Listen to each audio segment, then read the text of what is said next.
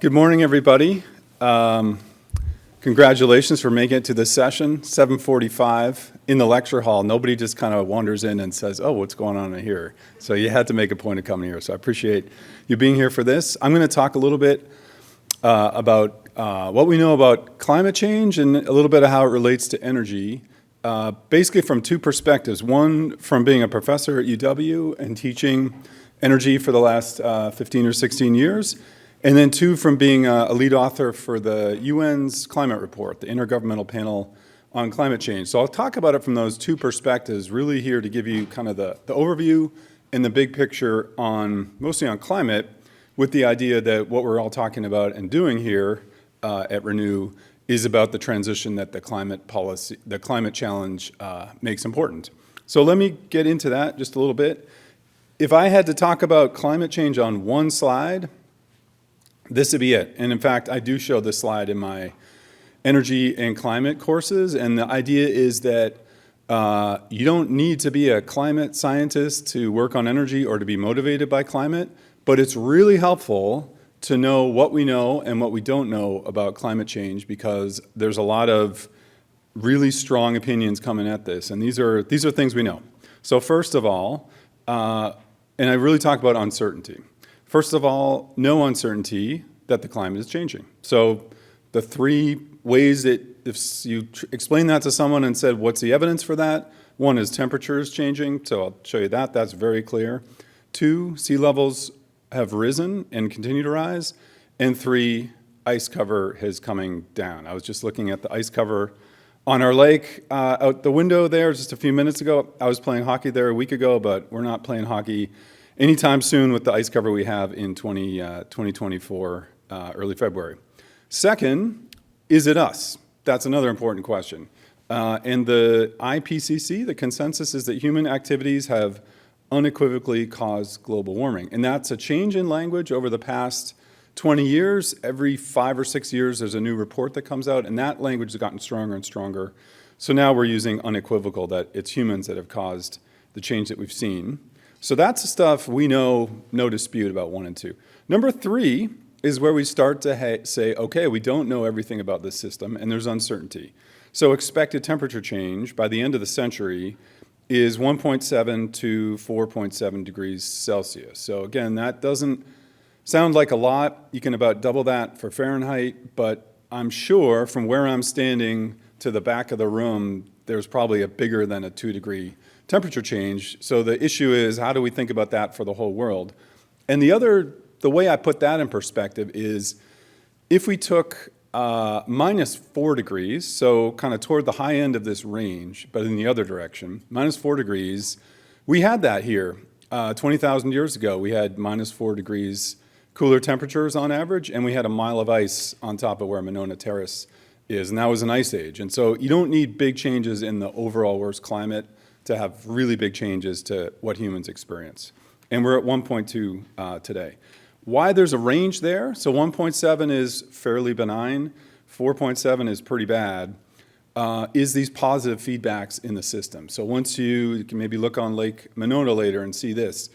Once you melt snow, it goes from being white and reflective to dark and light absorbing. And so that lake is going to start melting a lot today because it's now dark instead of snow covered and light, and which protects the ice. And that's happening in the Arctic right now. And so you have these positive feedbacks in the system, but we don't know how quickly those positive feedbacks happen. And so that is part of the difference between 1.7 and 4.7. So that's big uncertainty.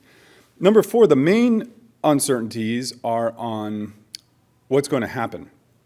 And I would say it's how quickly will it happen, where will it happen, that's the distribution, and how bad will it be, and that's the intensity. And so those are things that we still don't know. It's not a question of it's going to be fine versus it could be bad. It's more like the best case, 1.7, is worse than we have today, and we're already seeing these impacts, and the worst cases are much worse. I'll get into those a little bit. So that's what we know on the climate. And then number 5, that's really emerged as a really helpful kind of more energy policy goal, is that if we want to stabilize the temperature, so not have it just keep going up, whatever we choose to stabilize it at means we have to reach net zero CO2 emissions. And I'll show you a graph in a minute about where we are on that journey, but basically we have to get from where we are today, about 40 billion tons going into the atmosphere, down to zero. And if we want to be at the lower end of that range, that means doing that by 2050, and at the higher end of that range, it means doing it 20 or 30 years later. So that's, I would say, if there's one thing to take away, it's knowing these facts is really helpful to get some clarity on talking about climate change. Let me just mention for a few minutes what we came up with the sixth assessment report. So this is this UN body that pulls together information on climate every 6 or 7 years and comes up with a report. And the first one was in 1990, and now we're at the sixth one that came out last year. And when we talk about that report, it's a series of 6 reports. So there's working group 1, 2, and 3. 1 is on the science, 2 is on what the impacts will be, and 3 is what will we do about it. And that's what I work on. I worked on working group 3 report, which is focusing on what should we do about it. So I'll show you some results from the overall assessment, and then a little bit at the end from working group 3, which is what should we do about it.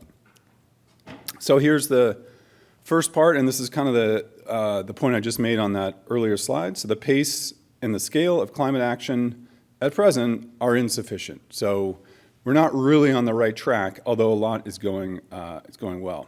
Okay, so that's the warning.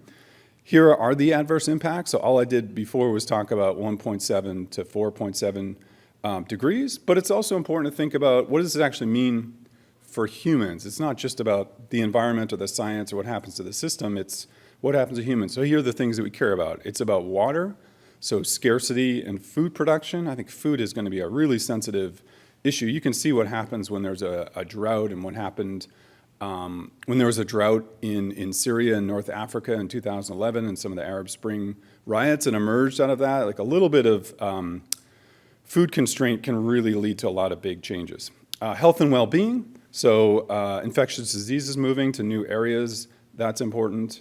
Talking about how cities and infrastructure, we've already had intense rainfall events in Wisconsin, including here in Madison as well, and those are likely to change.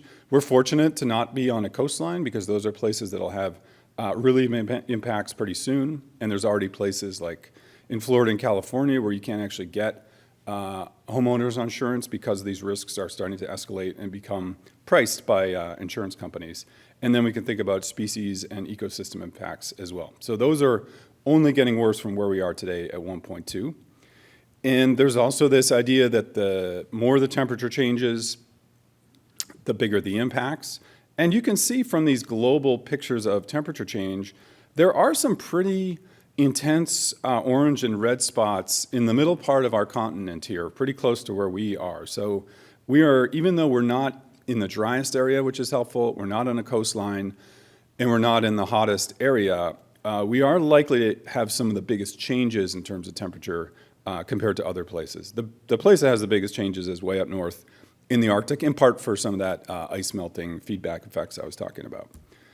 So here's the positive side of it, is that mainstreaming effective and equitable climate action now will reduce the losses and damages for nature and people. I think point number 2 is super important, is it's not just about what happens to the whole world in the future, it's about co-benefits, and a lot of those are local and near term.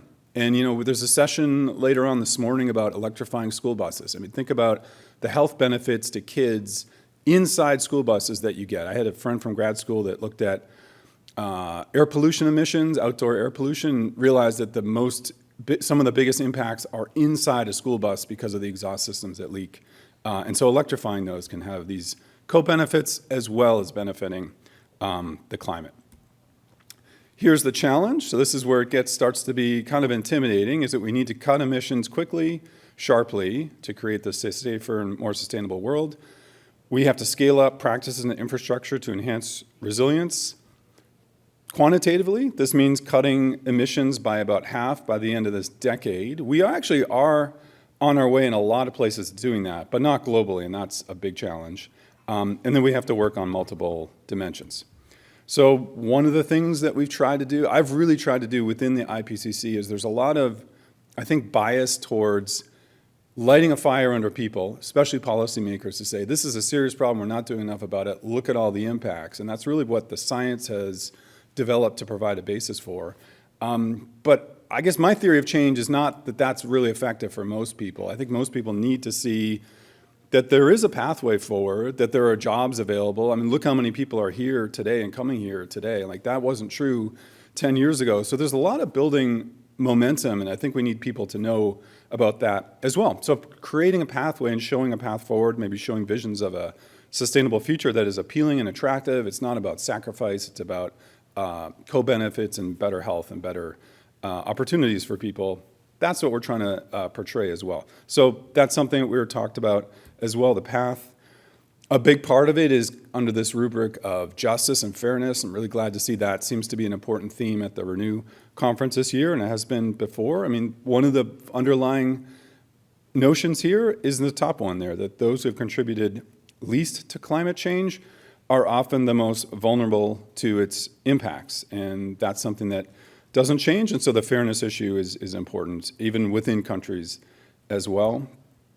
Another challenge is increasing financing for climate action, so something like 3 to 6 times the current climate investments. But there's also really good encouraging signs on that as well. The numbers that I use for last year are over $1 trillion in clean energy investment. That's been a tremendous increase. It's something like 50% higher than where it was in 2021. And so that's going into exactly the technologies that we're talking about today, into electrification and renewables and supporting infrastructure for that. So that is really happening, and I think if we just need to keep moving on that and growing that, but it's not an impossible task, which is the point here. Some of the key enablers, it's not just about focusing on the science, it's not just about engineering these technologies, it's about these social factors as well. Political commitment, inclusive governance, having people be part of the process, have a seat at the table, be part of the solution, take part in it. Cooperation across countries, effective ecosystem stewardship, that's a theme that I see here at Renew as well, and then sharing of the knowledge, and that's clearly what people are here for a conference like that. So we're doing this on a local scale in the state of Wisconsin already, and that's really important. Some of the things that we have to think about too are things like sharing these benefits and the burdens, social trust, that's really important for collaboration, for working on projects that pay off in the future, for working on projects that pay off across space, and then recognition for the situations of some people and then the abilities to contribute by others. And then, this is not my words, this is from IPCC, but there is some scientific basis in this, in that the CO2 that we put in the atmosphere today, really important point about climate change, completely different from environmental problems that we've really done really well with in the past, like phasing out lead, like getting rid of sulfur dioxide emissions to do with acid rain or NOx emissions. Those go up in the atmosphere, and within a few weeks, just from rain and deposition, almost all of it is out of the atmosphere. So you get a clean start every few weeks. With climate change, you don't. When you put CO2 in the atmosphere, it stays up there for hundreds of years. And so there is something to that. Our choices about whether we emit and how much we emit do have long-term implications on future generations that matter as well. Okay, so let me just spend a few minutes and then move a little bit to Q&A on the second part of the report, this working group 3, on what should we do about. And so here's where we are. So average annual greenhouse gas emissions are at the highest levels in human history.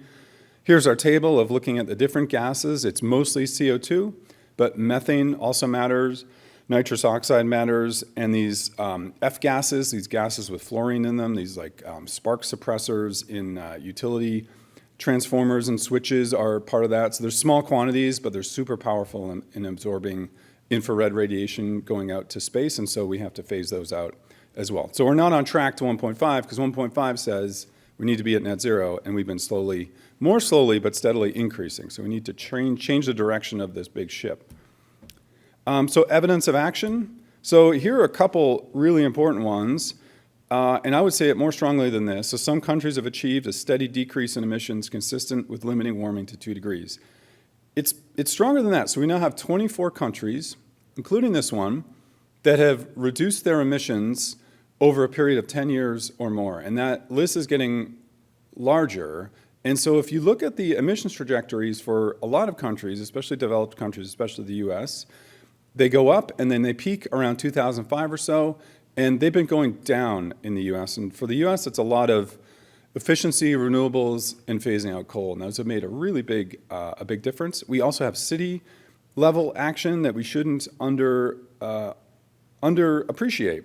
So we've got 826 cities, 103 regions with zero emissions targets.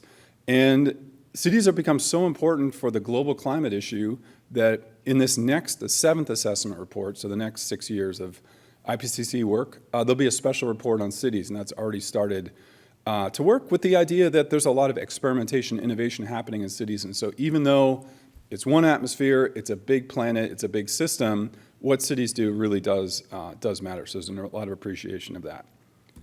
Here's coolest thing I've done in my career is get this picture into one of the top 8 figures that were in the summary for policymakers for the IPCC. And I had to negotiate this with all the UN member governments. Well, not all of them had something to say about them, but the ones that didn't like this picture because a lot of them were representing that gray line band at the bottom of fossil fuels and seeing that all this progress in the last 20 years now threatens their fossil fuel industries. And the price of solar has come down dramatically, price of onshore wind has, price of offshore wind has come down, and then the price of batteries is just continues to go even faster than solar. And so this is one of these pictures where it's not all bad news, and these 3 things happening open up so much, and this is what our conference is about, but this is important for the whole world and for the UN to know about. And so the costs of renewables have fallen below fossil fuels in a lot of places, and the growth is exponential. And I did this figure in 2020, I think I used 2020 data, and if you add up solar and wind, you had 9% of global electricity generation from those two. And now it's big. It's more like between 15 and 20%. And that's what 33% growth does. That means you're doubling about every 2 years. And so you start to get to a really large share of the energy system when you're growing at that rate. Same for electric vehicles. So we're at about 1 out of every 6, or 1 out of every 5 vehicles worldwide is electric now. It's lower in the US, but it's happening faster in the EU, in China, and that is an exponential growth curve as well. And so that's also going to challenge fossil fuels strongly. Okay, so here's the point that temperatures will stabilize when we reach net zero carbon dioxide emissions. So all of these renewables, all of these electric vehicles, all of these efforts to decarbonize the whole economy, the goal is to get there by 2050s to net zero if we want to stay below 1.5 degrees. We're really close to 1.5. We're at 1.2 about now. Some years will be above 1.5, but for like a 5 or 10 year average, 1.5. So we've got a lot of work to do to keep it under 1.5. 2, we have to get to net zero by the early 2070s. That may not be in my lifetime, but that's not that far away given how long energy infrastructure lasts and how slow some of these changes are, even if we have electric vehicles growing, doubling every 2 years, solar doubling every 2 years, and wind coming along as well. And this is the other part about it. There's options available now in every sector, in energy, land use, industry, urban, buildings, and transport. Reducing demand for energy is also a really important part that really, to me, fits really well together.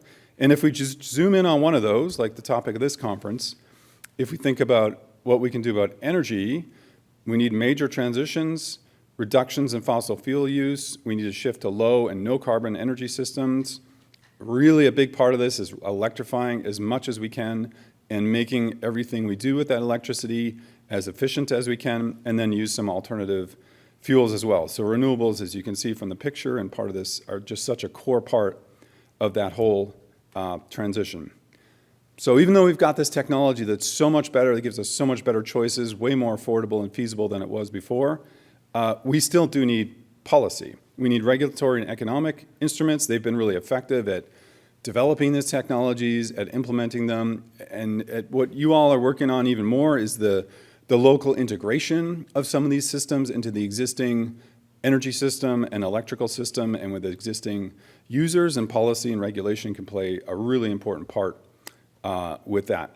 And then I'll just close on, this is not me saying this alone, this is this collaboration of hundreds of scientists around the world and approved by 195 UN governments. And this was me and others negotiating with Russia and India and Saudi Arabia and the United States and all these other countries who, and a lot of times, went line by line in our text and said, actually, solar is not cheap. And then we had to say, yeah, it is, and this is why. And that was an iterative process that took a couple of weeks. And this is one of the conclusions that also made it through that very rigorous process, which is the evidence is clear that the time for action is now. So I'll wrap there. We just got a few minutes for questions, but happy to take any questions you have with the mic, and then also can talk after as well. I'll be around all day. So thank you.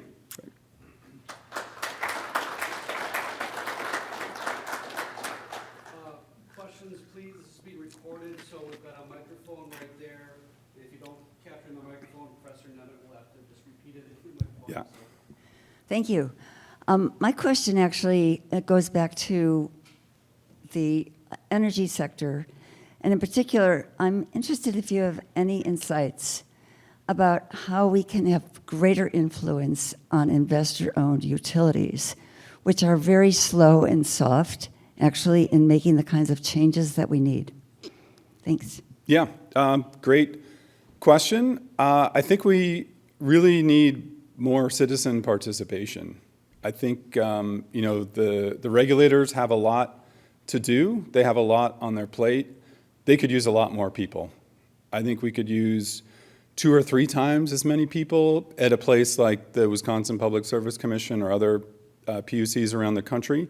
And if you look at other states like California, when I last looked at it, had 1,000 people. I worked in there when I was in grad school, and we just need more people because these decisions are hard. The information is difficult to deal with. The dynamics are changing. And so I think we need to boost capacity at the regulators, and we need more citizen participation to come to hearings, to organize. People like Renew, organizations like Renew are making a big difference. But it would be great if we had 4 or 5 organizations coming from different sectors, like a school electrification or school bus electrification group that would go to meetings to advocate that way. So I think within the regulators and then public comments being more active. And I think there's a lot of reason to do that. People don't see that. Most people don't see that avenue as something that's available to them, but I try to highlight that as much as possible. So yeah, it's a really good question and important issue.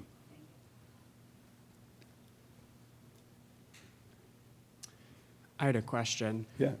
You mentioned in your talk about seeing certain countries that have taken, steps that are consistent with, climate mitigation by, 2050 or, by 2 degrees C or something like that. I was wondering what advice you have to cities, states, countries that want to be leaders in climate adoption and CO2 reduction. We know that not everyone is going to reduce at the same rate. Not everyone has the same capacity to reduce their emissions or the same desire. And so to me, it's clear that leaders need to be adopting and changing more quickly than what's strictly consistent with 1.5 C. And so I was wondering if you could talk to that or speak to that a little bit. Yeah, great question. I guess I would have 3 responses to that. Is one, I would emphasize the co-benefits, so the near-term and local benefits of taking climate action, and they really are clear. More walkable cities, more human cities, cities that thrive because people want to be in them, because they're pleasant to be with, because the air pollution's better, or the space is more focused for people. So that's number 1. Number 2, I would say, is learning from what's happened already. So every city's different, every population has its own priorities, but we can learn a lot about what's happened in other places, especially if cities of the same size as Madison or Milwaukee or things like that. So that's number 2. And number 3 is you do have to, even though there are near-term local benefits, it helps to have a long-term view. I mean, look at the place we're in right now. Like, the vision for this place was in the 1950s. It took decades for it to be built, and now we're enjoying it and thinking what a great place. But this was not a plan that happened over a couple of years. This is a plan that happened over 3 or 4 decades. And so that's the kind of thinking we need for making our cities low carbon and more livable is to think about that long-term view. So yeah, good question on that.